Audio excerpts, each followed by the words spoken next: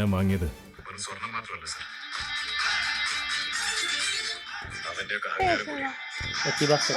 Lucky Bhaskar അല്ല ബീഡി, ഞാനൊരു കാര്യം ചോദിക്കാൻ വേണ്ടി വന്നാ.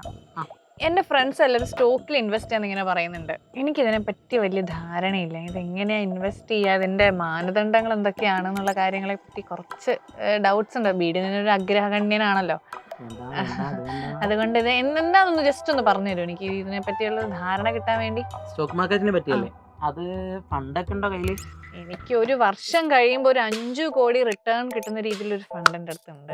അതായത് എനിക്കത് അതെ അതെ കഴിഞ്ഞിട്ട് എന്റെ കല്യാണവും ഒരു പുതിയ വീടൊക്കെ വെക്കാനാണ് എന്റെ പ്ലാന്. സോ ബീഡി ഇപ്പൊ ഹെൽപ്പ് ചെയ്യണമെന്നുണ്ടെങ്കിൽ അതിന്റെ ഒരു ചെറിയൊരു ഷെയർ ബീഡിക്കും തരണം എന്നാണ് എന്റെ ഒരു ആഗ്രഹം. അത് നമുക്ക് സെറ്റ്.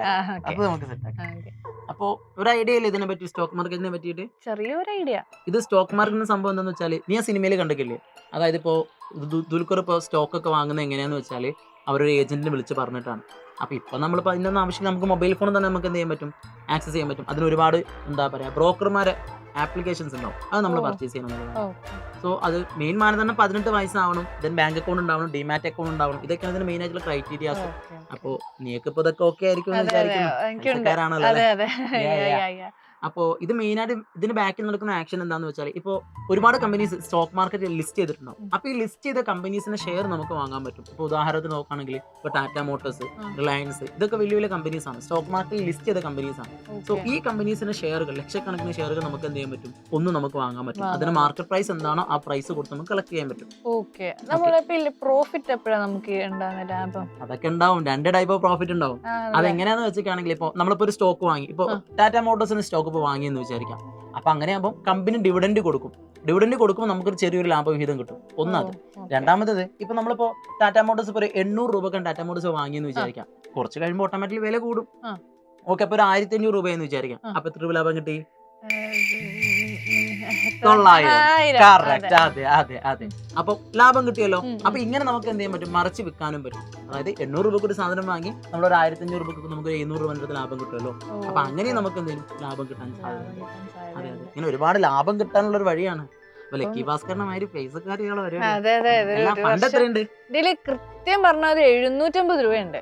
750 രൂപ വെച്ചിട്ട് ഇപ്പം എന്റെ ഫ്രണ്ട് പറഞ്ഞിട്ടുണ്ടെങ്കിൽ ഒരു വർഷം കഴിയുമ്പോൾ നമുക്ക് അത്ര റിട്ടേൺസ് കിട്ടും എന്നാണ് അവർ പറയുന്നത്.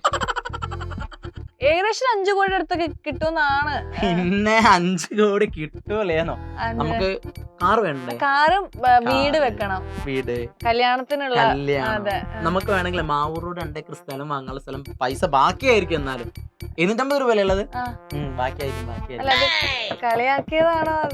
അല്ല, ഇതുപോലെയാണ് ഒരുപാട് ആളുകൾ സ്റ്റോക്ക് മാർക്കറ്റിലേക്ക് കടന്നു വരുന്നത്, പെട്ടെന്ന് പൈസക്കാരാവുമെന്ന് കരുതിയിട്ട്.